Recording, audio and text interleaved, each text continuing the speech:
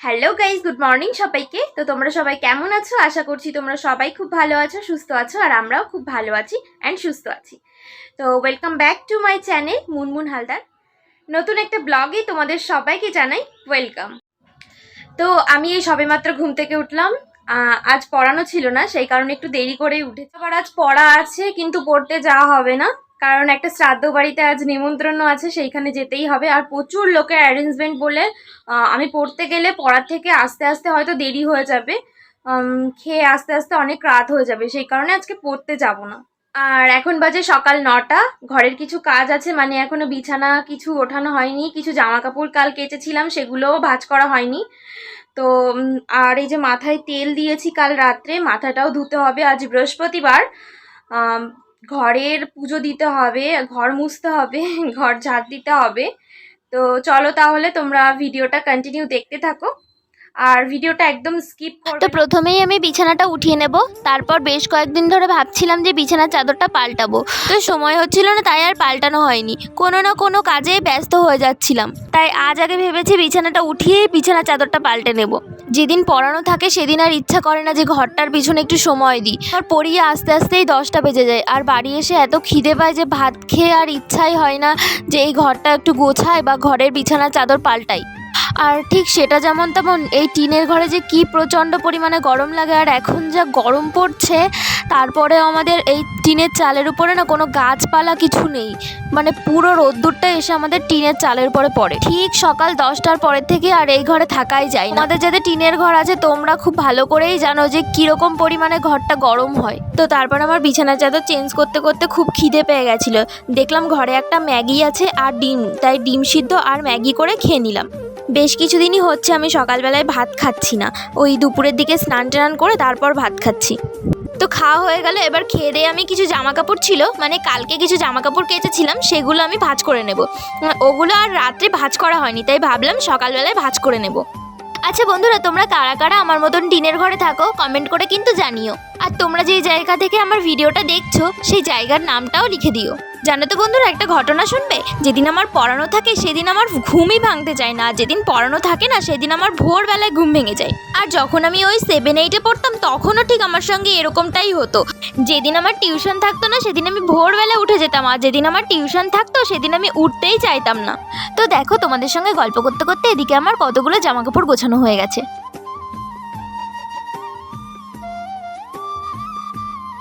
তো আমার জামা কাপড় গোছানো কমপ্লিট হয়ে গেছে, এবার আমি ঘরটা ঝাড় দিয়ে ফেলবো। আচ্ছা বন্ধুরা, তোমরা যারা আমার ভিডিও দেখো তারা কমেন্ট কেন করো না? তোমরা কমেন্ট করলে আমারও তো একটু ভালো লাগে, তাই না? আমি জানি আমার ভিডিও তেমন কারো কাছে পৌঁছায় না, মানে ওই ধরো 30-40 জনের কাছে পৌঁছায়। ওই 30-40 জনের মধ্যেই তোমরা যদি 10 জনও একটু কমেন্ট করো তাহলে তো আমারও একটু ভালো লাগে। আমিও তো বুঝতে পারি যে হ্যাঁ, ওই 30-40 জনের মধ্যে 10 জন দেখছে, 10 জনের ভালো লাগছে আমার ভিডিও, তাহলে আমারও ভিডিও করার আগ্রহটা আরও বেড়ে যায়।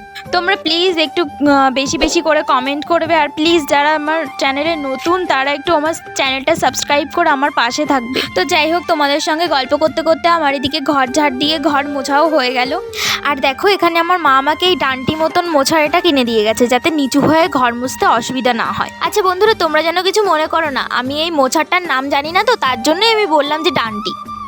তো বন্ধুরা, আমার ঘরের সব কাজ করা কমপ্লিট, এখন যাবো আমি স্নান করতে। তো স্নান টান করে তারপর তোমাদের সঙ্গে আবার দেখা হচ্ছে। তো তোমাদেরকে আমি সবার ফার্স্টে বলেছিলাম যে আমার মাথা ধুতে হবে, কারণ আমি আগের দিন তেল দিয়েছিলাম, তেল দিলে আমি তারপরের দিন মাথাটা ধুয়ে ফেলি। তো আজকে যেহেতু বৃহস্পতিবার, তো বৃহস্পতিবারে লক্ষ্মী মেয়ের মতন আমি পুজোটা দিয়ে দিই।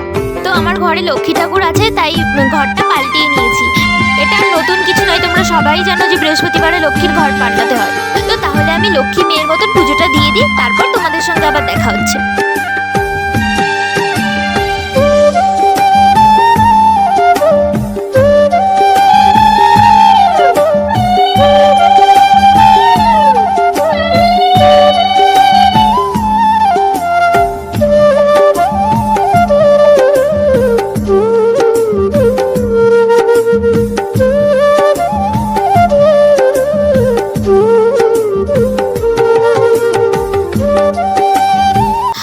পুজো দেওয়া কমপ্লিট হয়ে গেছে। ওই যে তোমাদেরকে বললাম না আমি একটা নিমন্ত্রণ বাড়িতে যাব, শ্রাদ্ধ বাড়ি, সেখানেই আমার যেতে হবে, তাড়াতাড়ি গুছিয়ে নিতে হবে। দিদা এদিকে খুব বকাবকি করছিল, তাড়াতাড়ি গুছিয়ে নে, দেরি হয়ে যাচ্ছে। আমার তো জাস্ট 5 মিনিটের মধ্যে হয়ে গেছে গোছানো। তো গুছিয়ে টুছিয়ে যে আমি আর আমার দিদা চলে এসেছি আমার বান্ধবীদের বাড়িতে। ওদের হয়ে গেলে তারপর আমরা বেরিয়ে যাব সবাই মিলে। তো সবার এখানে গোছানো হয়ে গেছে আর আমরা বেরিয়েও পড়েছি রাস্তায়। আর আমরা সোজা সিটে বসেছিলাম 3 জন, আমি আমার বান্ধবী আর দিদা, আর সামনের এই 2 জন হলো 2 মামি। দেন তারপর এই যে পৌঁছে গেছি আমরা শ্রাদ্ধ বাড়িতে। তোমরা হয়তো দেখে বুঝতেই পারছো কত লোকের অ্যারেঞ্জমেন্ট, 4000 লোকের অ্যারেঞ্জমেন্ট ছিল। আর তেমন গরমও পড়েছিল আজ। আর তারপর আমরা চলে এসেছি খাওয়া দাওয়ার জায়গার ওইখানে। যেহেতু অনেক লোকের অ্যারেঞ্জমেন্ট, তো 4 জায়গায় বসার জায়গা বানিয়েছিল আর 4 জায়গায় রান্না হচ্ছিল। আর তেমন একটা কিন্তু ভিড়ও নেই। আর এক সারি করে খাওয়া দাওয়া কমপ্লিট হচ্ছে। এক সাইডে দেওয়া থাও করছে, তো আরেকদিকে খাওয়া দাওয়া কমপ্লিট হয়ে যাচ্ছে, ওইখানে আবার নতুন করে বসাচ্ছে। এর জন্যই কোনো ভিড় ছিল না। তো তার মধ্যে দিয়ে গেল প্লেট আর জলের বোতল। আর এখানে আমাদের সামনে বসেছে সোনালির মা আর আমার দিদা। আর ইতিমধ্যে আমাদের খাওয়া দাওয়া শুরু হয়ে গেছে। শ্রাদ্ধ বাড়ির মাস্ট হলো শাক ভাজা, সেটা তোমরা সবাই জানো। তো তারপর শ্রাদ্ধ বাড়িতে যা যা আইটেম থাকে সবকিছুই ছিল। আর এখানে ছিল পাবদা মাছ, আর তারপর দিয়ে গেল চাটনি। আর দেখো বন্ধুরা, আমার প্লেট একদম পরিষ্কার, কারণ আমি তেমন খাবার দাবার অপচয় করতে পছন্দ করি না। আর মোটামুটি আমাদের সবারই খাওয়া দাওয়া হয়ে গেছে, কিন্তু ওই যে পিছনের সিটে যারা বসেছিল তাদের এখনো হয়নি, তাই আমরা একটু বসেছিলাম। আর আমরা খাওয়া দাওয়া করেই তাড়াতাড়ি বেরিয়ে গেছি, কারণ আমরা বাড়ি গেলে তারপর আমার মামা আর মামি আসবে। আর এখানে আমার মুখে প্রচন্ড রোদ্দুর লাগছিল, তাই আমি ওড়নাটা দিয়ে ঢেকে নিয়েছি। পুচকিটার কাছে জিজ্ঞাসা করছি, তোর কাছে আইসক্রিম চাইছে সবাই, তুই দিবি? তা বলছে হ্যাঁ দেবো। তো তারপর আমরা সবাই মিলে গল্প করতে করতে এবার বাড়ির দিকে চলে যাচ্ছি। আর আমাদের যে টোটোওয়ালা কাকু ছিল, ওনাকে বললাম যে আমাদের এই রাস্তা দিয়ে একটু ভিতরের দিকে দিয়ে আসো, তাই উনি একটু ভিতরের দিকে নিয়ে এসেছে আমাদের। আর এটা হলো আমার একটা দিদা হয়, আর ইনি হলো টোটোর সামনে বসেছিল, তাই তোমাদের সঙ্গে পরিচয় করাতে ভুলে গেছি। তো আমি যেহেতু মামা বাড়িতে থাকি, তো এখানে আমার সবাই মামা, সবাই দিদা, সবাই মামি, সবাই দাদু। আমি ঠিক বুঝতে পারি না যারা ইয়াং তাদেরকে আমি কি বলে ডাকবো, তাই তাদেরকে দিদা বলি না, আমি দিদি বলে। তারপরে যে বাড়িতে চলে এসেছি আমি, তো ড্রেস চেঞ্জ করে তোমাদের সঙ্গে আবার পরে দেখা হচ্ছে। তারপর আমি আর ভিডিওটা কন্টিনিউ করতে পারিনি, তো বাড়ি এসে ঘুমিয়ে পড়েছিলাম। ঘুম থেকে উঠে 7টার সময় একটু মেহেন্দি করছিলাম, তো সেটাই আমি তোমাদের সঙ্গে শেয়ার করলাম। তো বন্ধুরা, এই ছিল আমার আজকের ব্লগ। কেমন লাগলো অবশ্যই কিন্তু কমেন্ট করে জানিও। আর যদি ভালো লেগে থাকে like, comment, share and subscribe করতে কিন্তু একদমই ভুলবে না। আর পাশে থাকা বেল নোটিফিকেশনটি অন করে রাখবে, তাহলে আমি যখনই নেক্সট ভিডিও আপলোড করব সবার আগে তোমাদের কাছে পৌঁছে যাবে। তো সবাই সুস্থ থাকবে, ভালো থাকবে। তোমাদের সঙ্গে আবার দেখা হচ্ছে নেক্সট কোনো ব্লগে। টাটা সবাইকে।